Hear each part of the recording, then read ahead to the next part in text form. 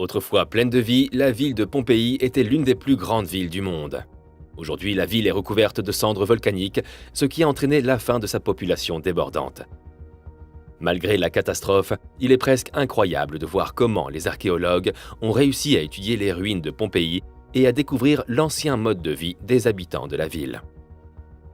Bien que des découvertes archéologiques aient été faites depuis le début des fouilles de Pompéi, la découverte la plus récente dans les chambres interdites a laissé les archéologues sans voix. Que cachaient les habitants de Pompéi dans cette chambre interdite et comment est-elle restée cachée pendant de nombreuses années? Rejoignez-nous pour découvrir comment les archéologues de Pompéi se sont introduits dans une chambre interdite et ont fait la découverte de leur vie. Un bref regard sur l'histoire de Pompéi montre que le mont Vésuve, aux alentours de l'an 79, l'a détruite. Alors que les citoyens de la ville vivaient leur vie quotidienne, ils ignoraient les signes qui indiquaient une éruption volcanique imminente. Leur ignorance était compréhensible. Ils n'avaient aucune idée de ce qu'étaient des volcans. En effet, les gens n'avaient pas encore découvert le concept d'éruption volcanique. Les Pompéiens pensaient alors que les volcans étaient des montagnes ordinaires et rien de plus. Ainsi, lorsque le volcan est entré en éruption, ils ont été pris au dépourvu et n'avaient aucune idée de ce qu'il fallait faire dans une telle situation. Par conséquent, si l'on pense que quelques personnes ont pu survivre en s'échappant, les milliers de personnes qui sont restées ont été cuites vivantes par la chaleur de la lave et ensevelies sous le poids des cendres et des débris. Pompéi n'est pas le seul endroit à avoir goûté aux effets dévastateurs de l'éruption volcanique. La ville voisine, d'Herculanum, a également été ensevelie sous les cendres et détruite par la chaleur. La plupart de ses citoyens sont morts brûlés dans le processus. Cet horrible événement de la Rome antique ne devait pas être oublié à la hâte, car la nature a préservé son œuvre pour que nous la découvrions des siècles plus tard. Ce malheureux incident a permis aux archéologues de se plonger dans le passé et de comprendre la vie des anciens habitants de Pompéi. Pour cette opportunité, nous ne pouvons que remercier un seul homme, Domenico Fontano, l'homme qui a découvert les ruines de Pompéi. Plus récemment, d'autres fouilles ont été menées par des équipes d'archéologues et de scientifiques.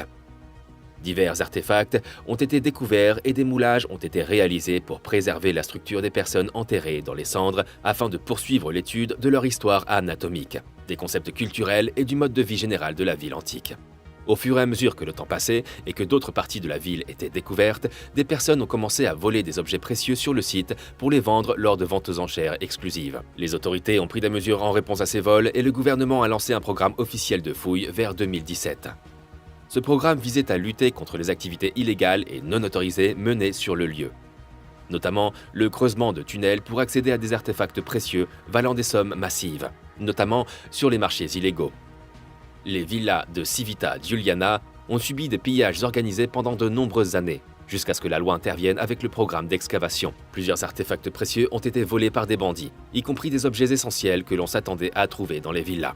Le programme de fouilles a permis de découvrir des parties fascinantes de la ville depuis l'histoire de l'éruption. Ces découvertes n'ont pas seulement apporté des informations inestimables à l'intention du monde, mais elles ont également permis de découvrir d'autres faits intéressants sur la ville de Pompéi qui peuvent être utiles dans la recherche de développement pour l'Italie. L'une des découvertes importantes a été celle de la salle des esclaves, située dans les faubourgs de la ville. La chambre a été trouvée à Civita Giuliana comme faisant partie de l'une des villas. Elle contenait des lits en bois, un pot de chambre et un coffre contenant des articles en tissu et en métal. En observant l'aménagement de la chambre des esclaves avec d'autres objets comme des lits et des pots de chambre, on peut penser qu'elle abritait une petite famille d'esclaves travaillant pour un maître qui résidait dans cette villa. D'après l'apparence des choses, il devait être chargé de s'occuper des chevaux dans les écuries et de veiller au fonctionnement quotidien de la maison. Au fil du temps, cette zone a été protégée des voleurs et d'autres personnes illégales qui faisaient autrefois des fouilles sans base légale. L'intervention des autorités compétentes a permis de préserver davantage les trésors et les restes humains et animaux qui se trouvent autour du lieu. Les archéologues ont également trouvé des ustensiles de cuisine et des équipements similaires parmi les ruines de cette pièce. Le directeur du parc archéologique de Pompéi, Gabriel Zucktriegel, s'est félicité de cette découverte. Il a déclaré qu'elle était unique et différente et qu'elle s'accompagnait d'une opportunité à laquelle personne ne s'attendait. Et l'une d'entre elles est l'aperçu et la réalité de la ville antique de Pompéi. Les légendes et les conquérants ont toujours écrit l'histoire, mais une opportunité fantastique est apparue lorsque les scientifiques ont découvert la salle des esclaves et les chevaux. Il est entendu que les actes d'hommes ordinaires ne peuvent pas entrer dans l'histoire. Mais avec la découverte de la salle des esclaves, plus personne ne sera dans l'ignorance de la façon dont les citoyens ordinaires de Pompéi ont fait partie de l'histoire de la ville. Zugtriegel ne pouvait pas cacher son excitation à propos de la découverte de cette pièce, car il affirmait qu'elle était plus précieuse que tous les trésors qu'ils avaient pu y découvrir au fil du temps. La préservation unique de l'expérience humaine, ici par le volcan, est inestimable, d'autant plus qu'elle ouvre une fenêtre sur les personnes vulnérables de la société antique.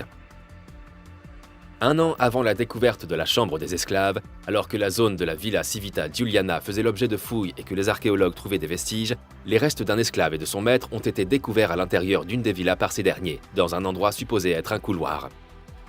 Les restes des victimes ont été moulés et ils ont été conservés en sécurité dans la villa jusqu'à aujourd'hui. Les scientifiques ont observé que 2 hommes étaient couchés de manière rapprochée, l'une en face de l'autre. On pense également qu'ils ont échappé à la première phase de la catastrophe du Vésuve, à savoir l'éruption volcanique qui a recouvert la ville d'un nuage de poussière, de cendres et de débris. Puis la deuxième partie de la catastrophe s'est produite. Le souffle de la chaleur de la lave qui s'est écoulé vers la ville les a tous tués de sa chaleur insupportable. Les scientifiques ont utilisé la technologie de datation au radiocarbone pour estimer l'âge de ces 2 hommes, ce qui a montré que l'un avait entre 18 et 25 ans, tandis que l'autre avait entre 30 et 40 ans. L'homme le plus jeune avait des vertèbres comprimées, ce qui nous indique qu'il s'agissait probablement d'une personne asservie qui effectuait un travail manuel dur, tandis que l'autre, perçu comme le maître, avait des os plus solides, la tunique qu'il portait autrefois se trouvant sur ses os. Les restes d'un esclave, partiellement momifié qui a été affranchi, s'est élevé dans le rang de la société, avec ses cheveux et ses os inclus, qui ont été découverts en août 2017. Ils ont été découverts dans le cimetière de Porta Sarno, dans une tombe située autour des portes principales de la ville de Pompéi. On pense toutefois que sa tombe était antérieure à la destruction volcanique de la ville, mais il s'agit néanmoins d'une découverte intrigante. En sortant de la ville, les restes mutilés d'un homme ont été découverts sur la plage supposée d'Herculanum, la ville suivante après Pompéi qui a également été détruite par l'éruption du volcan. Les archéologues pensent qu'il est mort en sortant de l'eau, probablement pour trouver de l'aide. Si la salle des esclaves a ouvert les yeux, le char de Pompéi est une autre découverte qui a époustouflé les archéologues. La découverte du char a changé le sujet de discussion des recherches archéologiques menées sur les ruines de Pompéi depuis un certain temps déjà. Il a été retrouvé intact grâce au pouvoir de préservation des cendres volcaniques qui recouvraient la ville et qui ont permis de conserver la plupart des autres objets et structures. Les restes de chevaux morts dans une écurie ont également été découverts et conservés par moulage. Les trous faits par les corps dans la lave coagulée ont été trouvés et remplis de plâtre liquide, ce qui a fait ressortir la structure corporelle et la taille des animaux. D'après le résultat du moulage, il a été facile d'identifier qu'il s'agissait de chevaux adultes. Et d'autres animaux ont également été découverts sous les ruines, comme des ânes et des cochons.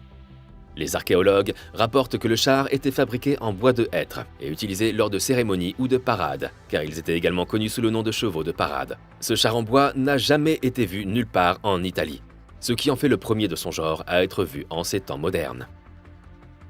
Les empreintes de cordes utilisées pour le harnais étaient également visibles sur le bois. Ce char a été retrouvé dans le portique, un bâtiment à 2 étages donnant sur une cour proche des écuries, avec une porte reliant les 2 pièces. Selon les archéologues, la conception du char est censée avoir été réalisée avec un système mécanique de haut niveau. Les sièges étaient dotés d'un accoudoir en métal et d'un dossier pouvant accueillir au moins 2 personnes. La ville de Pompéi suscite en nous un véritable sentiment de mélancolie, car nous ne pouvons qu'imaginer les images morbides des citoyens de cette ville autrefois grande qui sont morts de façon inattendue à cause d'une catastrophe naturelle. Mais nous avons accepté ce que la nature nous a laissé, et nous saisissons l'occasion de nous pencher sur le passé de nos ancêtres et d'apprendre à les connaître. Selon le ministre italien de la Culture, M. Dario Franceschini, la ville de Pompéi continue d'émerveiller le monde à chaque découverte. Selon lui, le site pourrait être mis en valeur pour améliorer l'expérience touristique des visiteurs, car il y a 20 hectares de plus à fouiller, ce qui signifie qu'il y a encore plus à découvrir. Des progrès significatifs ont également été réalisés pour récupérer la plupart des objets volés par les voleurs sur le site. Les autorités ont récemment récupéré des panneaux de fresques qui avaient été volés dans des pièces des villas en 1970 et qui ont été rendus au parc archéologique en 2021. Les Italiens et les passionnés du site archéologique se réjouissent de cette avancée vers la restitution des objets à leur lieu d'origine. L'année dernière, des personnes soupçonnées d'avoir participé au crime ont été arrêtées et font l'objet d'un procès. Grâce aux efforts du gouvernement, des progrès significatifs ont été réalisés pour mettre au jour d'autres merveilles de la cité antique. Des organisations non gouvernementales renommées et d'autres organismes intéressés apportent également un financement et un soutien accru au programme. Depuis le début du programme de fouilles, de nombreuses découvertes ont été faites dans les ruines de Pompéi. Et selon les archéologues, de nombreuses autres seront faites dans les années à venir. Faites-nous part de vos réflexions dans la section des commentaires ci-dessous.